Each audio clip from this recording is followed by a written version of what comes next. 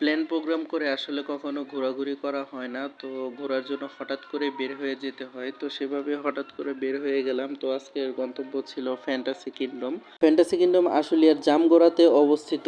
ওইটা বাইপাল দিয়ে আসা যায় এবং যদি উত্তরার ওই সাইড দিয়ে আসেন তাহলে আবদুল্লাপুর হয়ে আসতে হয়।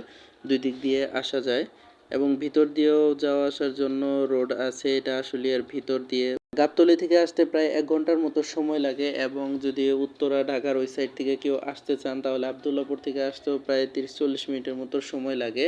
তো বর্তমানে রাস্তাটা ভাঙা এবং নির্মাণ কাজ চলতেছে, ওভারব্রিজের কাজ চলতেছে, সেই জন্য আর একটু জ্যামে পড়তে হবে। আপনারা একটু অবশ্যই হাতে সময় নিয়ে আসবেন এবং এটা সকাল 10টা-11টার দিকে মানুষকে প্রবেশ করতে দেয় এবং রাত 7টা পর্যন্ত খোলা থাকে। তো আমরাও চলে আসলাম দেখতে দেখতে, এসে এখানে অপেক্ষা করছি কারণ আমাদের সাথে আরও আমাদের মেহমান আছে, আমার বোন, দুলাভাই, ভাবি, বাচ্চারা আছে সবাই। তো ওদের জন্য অনেকক্ষণ ওয়েট করতেছিলাম। এক পর্যায়ে আবু বকর তো ক্লান্ত হয়ে বসে গেল রোদের মধ্যে, তার ভালো লাগতেছিল না ভিতরে কখন ঢুকবে।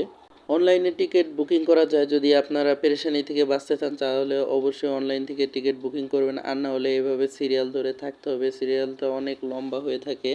তো আমরা অনলাইন থেকে টিকিট বুকিং করেছিলাম, তো সেই জন্য এখান থেকে এসে বুকিং করা টিকিটগুলো আমরা বুঝে নিলাম এবং বাকি টাকা কমপ্লিট করলাম। অনলাইনে বুকিং করার জন্য ওদের ওয়েবসাইটে ঢুকে আপনারা কিছু পরিমাণ টাকা অ্যাডভান্স দিয়ে কোন প্যাকেজটা নেবেন সেটা আপনারা কনফার্ম করে দিলে হয়ে যাবে। তো আমরা প্যাকেজ নিয়েছিলাম 10 জনের একটা প্যাকেজ নিয়েছিলাম। তো 800 টাকা করে 8,000 টাকা পড়েছিল। এক একটা টিকিট 800 টাকা করে পড়েছিল। সেখানে ছিল 12টা রাইড এবং সুইমিং পুল এবং এন্ট্রি।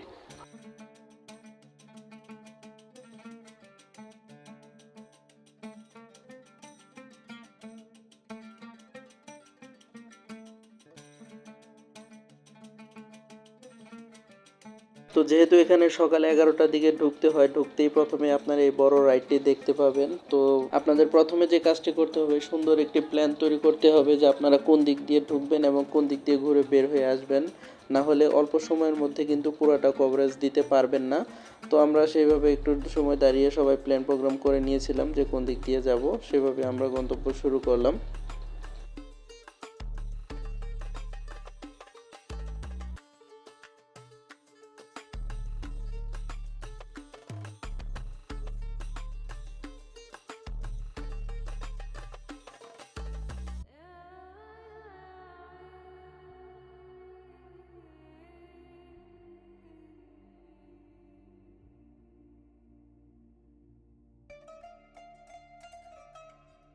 ভিতরে ফ্যান্টাসি কিংডম লেখা এরকম একটি আরো বড় গেট আছে। তো এটার সামনে যদি আপনি ছবি না তুললেন তাহলে তো আপনার ফ্যান্টাসি কিংডমে আসাটা সফলই হলো না বলা যায়।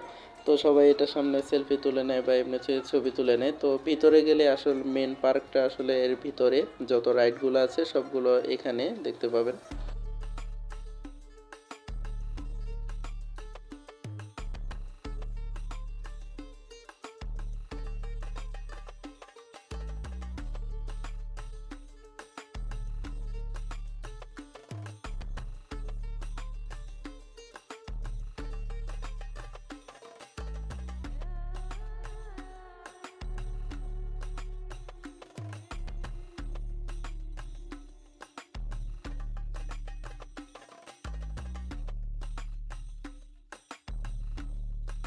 এখানে রাইডগুলো আসলে 3 ধরনের। একটা হচ্ছে বড় মানুষ যারা উঠবে 4 বছরের উপরে তাদের জন্য, আরেকটা রাইড আছে 4 বছরের নিচের বাচ্চাদের জন্য এবং আরেক ধরনের আছে যেটার মধ্যে বাচ্চা সহ গার্জিয়ানরা উঠতে পারবেন, সবাই একসাথে উঠতে পারবেন। এই ধরনের মোট 3 ধরনের।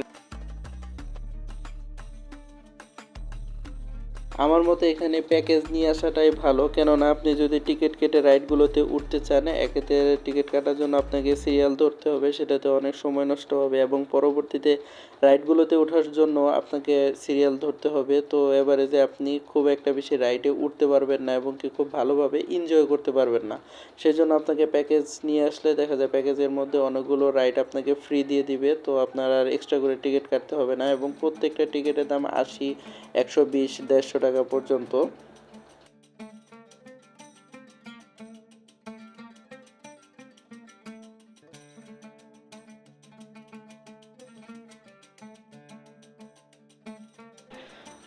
বড় রাইড যেগুলো আছে বড় মানুষদের জন্য, সেই রাইডগুলো অবশ্যই যাদের মনে ভয়ভীতি কাজ করে তারা ট্রাই করবেন না, কেননা এটি একটু বেশি ভয়ঙ্কর। সবচেয়ে লম্বা সিরিয়াল ধরতে হয় রোলার কোস্টারে, তো আমরা সেটার জন্য সিরিয়াল ধরেছি, অনেক লম্বা সিরিয়াল। তো সিরিয়ালটা আস্তে আস্তে করে একটু একটু করে এগোচ্ছিল।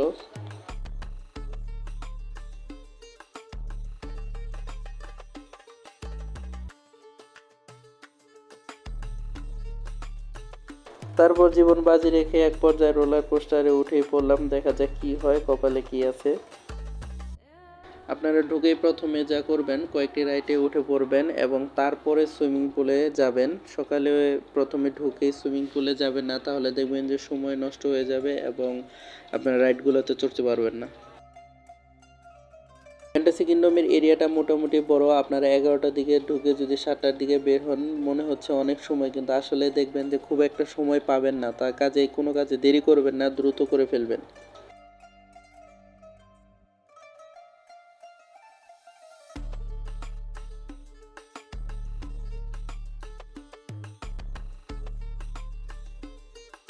মাত্র 2 মিনিটের মধ্যে আপনাকে পুরো ফ্যান্টাসি কিংডমটা ঘুরিয়ে নিয়ে চলে আসবে এই রোলার কোস্টার।